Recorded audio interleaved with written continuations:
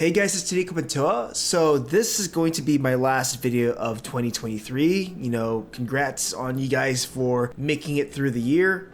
And when it comes to making a video that wraps up the year, or is the last video on my channel for the year, I tend to be way more reflective and personal about my experiences when it comes to my passion, my craft, and maybe some of you guys are going through the same thing that I've been going through. So 2022 was a year where I ended a lot of things. I broke off a lot of toxic things in my life, but at the same time, I wrapped up projects that I started years ago and wrapped that up. So I personally felt like I could move forward. And the biggest thing for me is that I learned to connect with other people in a more empathetic and genuine way. I've learned to pull back my standards and just to not be hard on myself in general.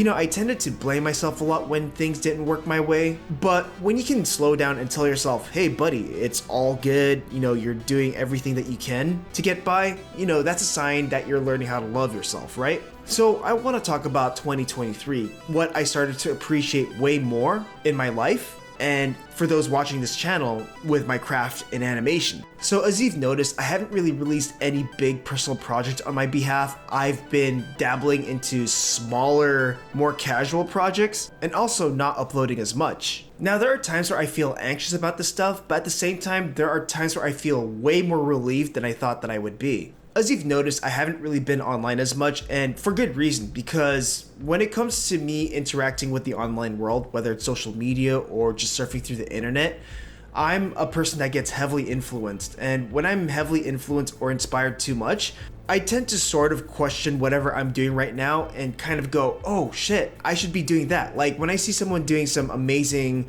Sakuga looking stuff, I go, what am I doing? I should do more of that stuff. But then when I see someone do a really good graphic novel, I'm like, man, fuck animation. Why not just do a graphic novel to tell the stories that I want to tell? So I notice my paradigm gets challenged when I see myself comparing myself to my peers and other people. And that's triggered when I see whatever they post online.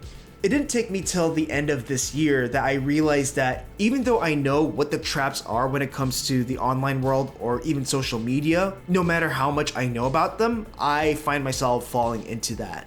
And knowing my, successes, knowing my failures, it made me a lot more timid in the choices that I make of what projects I personally should be pursuing. I would say it's both made me jaded and made me way more afraid to take big risks. And it's not just related to animation and stuff, it's also things regarding what's happening in the world or opinions I see online or a lot of the drama that happens. Oh, and don't get me started on the AI stuff. That stuff doesn't even make me angry anymore. It just makes me kind of like apathetic or in ways sad. And sometimes I come across people's opinions about me on different servers. So with that being said, the only solution that I have that I know how to protect myself is to distance myself from it. And ever since I've posted less frequently and kind of kept to myself, I've actually been drawing and animating a lot for myself. And it's stuff that I may never post online, but I'm excited learning all over again. I'm excited being curious about what I do and just enjoying what I do. So, distancing myself from the online world is helping me for now. Because I know that I fall into the trap of, counting engagement or seeing how people interact with it. But then even if it blasts off, like it does really well, people engage with it, it gets shared a lot, people react to it a lot, I know that that feeling is a very short feeling. It's a high. Then once that's gone, that cycle repeats to the point where it makes me anxious. And sometimes I catch myself trying to figure out what people want to see from me rather than what I personally need or want to do for myself. And something that AI bros will never understand is that sometimes doing art is therapeutic. It's very soul searching. We do it to find truth within ourselves. It doesn't always have to be content. It doesn't always have to be a product you have to sell. And I think by distancing myself from that world kind of helped me figure out what that means. Sometimes I've gotten emails from people questioning my skills, or sometimes I'll just get comments that blast on my feed of people having the need to judge or criticize my work. I think the worst thing that anyone can do is to let that get to you and not do anything at all, because by just even making stuff, even if it's not perfect, at least you did something, at least you're making stuff. I mean, what are those other people doing, I've also been taking a step back from trying to eagerly find roles that have a lot of responsibility. So being a lead or being a director. When I see all my other friends get opportunities like that, I find myself comparing myself to them because it's like, hey, I can do all these things and I've been in this industry for a long time. Why do I keep getting passed on? I don't know what to do about that. But nowadays I've actually been taking a step back. Sometimes there are times where I'm just like, you know what? I'm not even gonna take a storyboarding job. I'm gonna take a story revisionist job just because I want something that's more, relaxed, as I still have a job, just a small job in the industry, but at the same time, I can work on myself and work my own stuff, but still stay busy, because sometimes being busy gives me a bit of structure.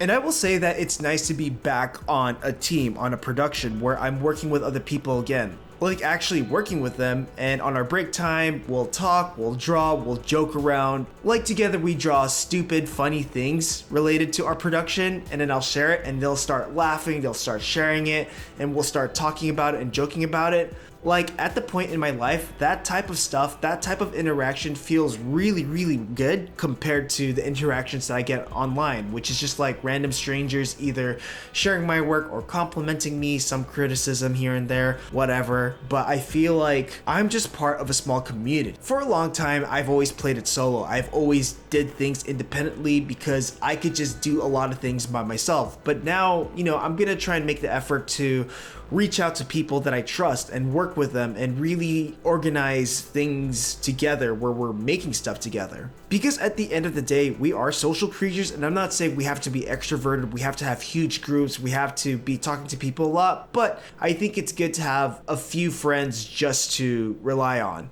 And I want to talk a bit about my YouTube channel just because, it's been around for a while. I mean, it's not a super popular channel.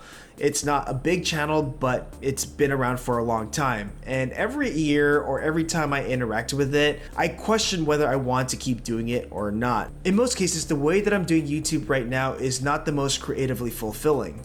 I've also tried to stray away from being an educational teaching channel to more of a journaling channel where I talk about my thoughts in the industry, my craft, and things like that. And the best thing that I get out of it is that people in my field relate to them. Like, I get way more people in the industry reaching out to me and talking about how they relate to it or they share stories, and there's something that's very rewarding about that. And I'm glad that my channel has been sort of relating to other people in my field rather than fans of animation or rather than people who just want to break into animation.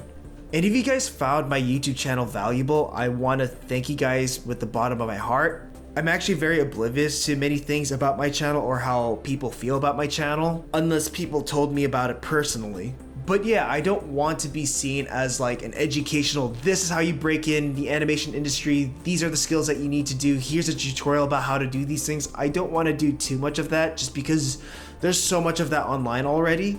Again, I want to keep it like a vlog where I express my own personal thoughts that give my own personal, feelings towards something. But even that stuff takes a lot of creative energy. So coming into the next year, I'm going to be a lot more playful or a lot more casual with my channel. So it's going to be a lot more loose and not as polished. Like in most cases, I felt the pressure of maintaining what this YouTube channel should be rather than me being able to just have fun with the channel. And I hope you guys will still find whatever I have to say valuable. If not, no hard feelings. I don't plan to be a full-time YouTuber. I don't plan to put a lot of my energy into YouTube because fuck that. And as you've noticed, I haven't really been making YouTube videos just because I've been taking a break from it, and I've also been trying to sort of find truth and honesty with whatever I do with my craft. And that requires me spending way more time doing that stuff rather than constantly making stuff online or content online. So in summary, the way I'm sort of rekindling my love for what I do or for my craft is I'm spending way less time on the internet or being online just because I find myself not having the best relationship with it all the time. Whether I get easily influenced and inspired by something or whether I get sad about something, it doesn't really reflect what's really important in my life right now. Second is that I've been way more open to jobs that don't really have any big responsibilities, or if it's a big responsibility, then it's for indie productions or independent studios or for other people because I feel like there's a lot more that I can do with that. and of course keeping a small community. And if this is stuff that you guys are, going through similarly to what I'm going through, then maybe a lot of that stuff can help. If not, whatever. But yeah, again, I just want to thank you all for supporting this channel, supporting what I do, and I hope I'll be able to make cool things that feels honest to me. Anyways, let's hope for the best for 2024. See you guys. Interested in learning hand-drawn animation or learning how to finish an animated shot from beginning to end? Have a look at the store where you'll find the complete Introduction to 2D Animation video course, tutorials, and other resources. Learn classical animation approaches, drawing, lectures, techniques, and other process videos. Visit the store through the link in the description below.